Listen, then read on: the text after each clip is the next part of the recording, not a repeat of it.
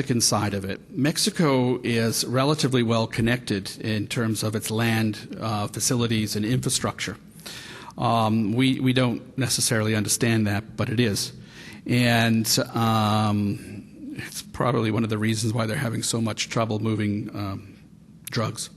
That is, whoever's having trouble. I don't think the drug dealers are having any trouble at all.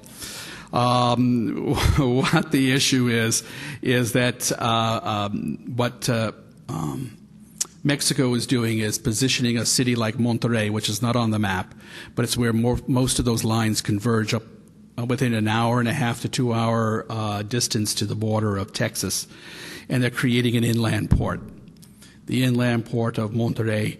It's about intermodal connectivity, distribution capabilities, customs clearance, free trade zones. It's about logistics management services. It's about import, export, and so on and so forth. In order to handle the goods coming out of Asia and China and into the United States, it's not about goods being imported into Mexico. It's a bridge. That's all it is. It's a bridge, and a very lucrative bridge if the Mexicans do it right. Now, there's an obvious flaw to this, and if you know anything about Mexican West Coast ports, you would know that they're not deep-sea ports. They're not container ports. They're fishing villages, or fishing ports, I should say, not villages. So Mazatlan and Manzanilla and Lázaro Cárdenas are not capable of handling the volume that's coming out of Shanghai or Guangzhou or even Singapore, for that matter. So you say, so what's the point here? Why would the Chinese be interested in this? Well, they're not just interested in this. They're actually putting money into the redevelopment of these one or two of these ports to create container ports. One being Lázaro Cárdenas. It's being rebuilt with Chinese investment in order to handle container traffic coming out of China. China will not tolerate anything that impedes its economic growth. One of the people behind this, only reputed, so if this gets up on YouTube, I can deny it, is a gentleman by the name of Li Ka-shing out of Hong Kong. He's one of the richest men in the world. And he's not a communist, but he's their front man, and the money's coming from the Central Committee, the China Development Bank. So that's what's happening in Mexico. And I'm going to skip a whole bunch of slides. So pardon me for a sec. Here's Canada.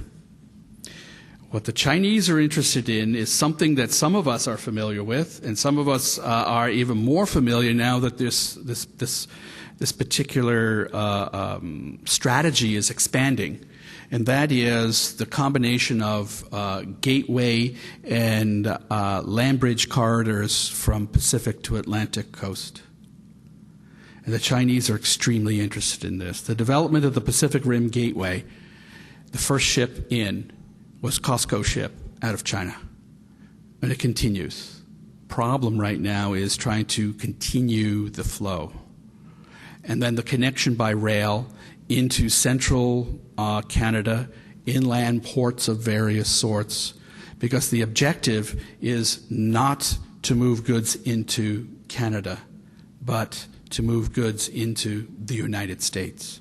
And if you look at Transport Canada's latest strategy around these gateways and corridors, you will see that that is our infrastructure program and what we're investing in over the next 10 years or so. The Chinese are interested in something that looks like this. This is something we've bemoaned for years, and that is we have regional economies, and the West doesn't talk to the East, and goods don't go flowing East and West. Well, they don't care if goods go flow East and West. They want to know, how's it going to get into Chicago? Because that's the destination, is Chicago. All right? Not Toronto. Not Montreal.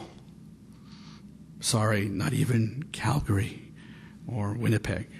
But Calgary, Winnipeg, Toronto, and Montreal have important roles to play. Because that is what we should be thinking about. How do we move foreign goods to their destination for market delivery? And what's our role to play? So, just to summarize. The opportunities. By the way, this move on the part of China is actually counterintuitive from a Canadian point of view and even an American point of view. Our great infrastructure or focus, if you will, on logistics, infrastructure logistics or transport logistics, if you will, is really on truck. Rail is okay, but we've put a lot of money into truck development, road development, so on and so forth.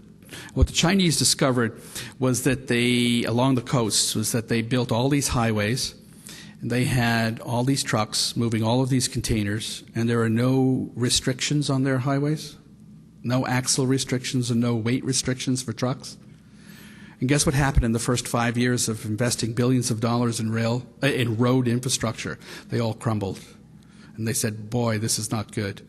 And of course, the environmental impact is quite large. So they went to a very traditional mode of transport, and that's rail. It's the second oldest movement of goods from a large quantity point of view. They're moving towards intermodal, which we consider kind of obvious. For them, it's new think. They're moving the economy into the interior, which we've got to think about when we consider landed cost for the final product that we source from anywhere in the world. It has nothing to do with Urumqi. It has to do with costing and pricing. What's it going to cost us for that pen or whatever it is? And where is it coming from? It's about transborder into Europe and the former Soviet Union, and it's about the NAFTA corridor strategies. We're talking about the movement of goods. We're talking about destinations. We're talking about all kinds of things. However, so what? What does this mean to me? How can the supply community benefit from these developments? This is my final question. And being a good Italian, or at least someone from an Italian background, I'm not going to answer the question. I'm just going to let you percolate. I'm going to offer you something to think about as you formulate your own answer to this question as a possibility, especially in developing future, current, as well as future strategy. One way to succeed is to know people in high places. If you know the right people, you can get things done. But not everybody can have a private audience with the country's premier. This was a fun day, by the way. He's a delightful man. And if you don't know who he is, it's not Hu Jintao, it's Wen Jiabao. And he's the one who actually, I was with a group of people, told us about all the problems. And we were all amazed as Americans and Canadians that a leader of state, a head of state, would be so ruthlessly honest about the mistakes that they made. And everybody said, in an electoral or democratic situation, politicians would never be that honest. There are too many constituents. He doesn't have any constituents, so he can be ruthlessly honest. But not everybody's going to have a meeting with Wen Jiabao. But we do have to think about success. And ultimately, we were talking about risk this morning. I'd like to throw another R word out. It's really about resilience. My friends at MIT, Sloan Management, that's the word they use. Not about managing risk. It's about developing resilience.